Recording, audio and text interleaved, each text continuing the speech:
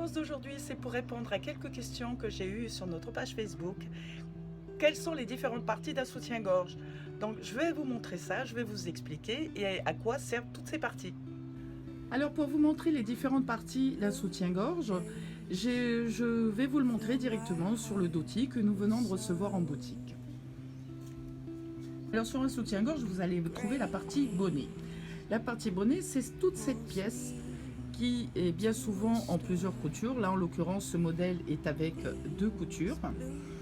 Et sa principale fonction, en fait, c'est de maintenir votre sein et aussi de le guider là où il faut. Ensuite, vous avez la partie armature de votre soutien-gorge qui se trouve juste ici. Bien souvent, c'est une pièce métallique qui est à l'intérieur, on l'appelle plus communément baleine. Et sa fonction principale, son rôle principal, est de transférer le poids de votre sien et la tension sur les côtés et sur les ailes de vos soutiens-gorge que je vous montre juste après.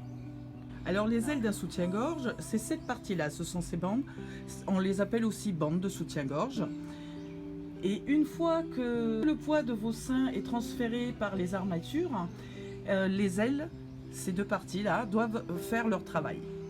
Leur rôle est de prendre le poids provenant des seins et des bonnets et de les distribuer tout autour de votre corps afin que vous ne le sentiez pas du tout, voire très peu. Et pour obtenir le bon support d'un soutien-gorge, la bande qui entoure la teigue doit être assez large pour être en mesure d'effectuer ce transfert de pression justement. Vous montrez le godet, et le godet en fait c'est la partie centrale qui sépare les bonnets, tout simplement.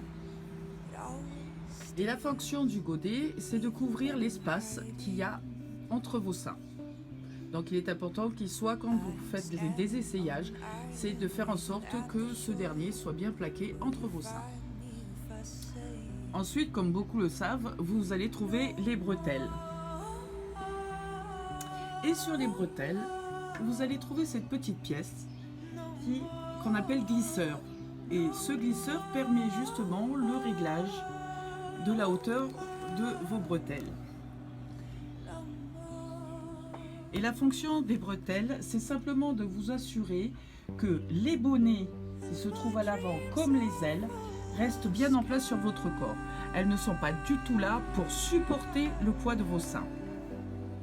Et enfin sur un soutien-gorge, vous allez trouver cette petite partie-là où sont positionnés des crochets. C'est là où on attache, c'est l'attache du soutien-gorge qui bien souvent est composé de 3 rangées, pour que vous puissiez régler au jour le jour et ajuster votre soutien-gorge par rapport à votre tour de sous-poitrine.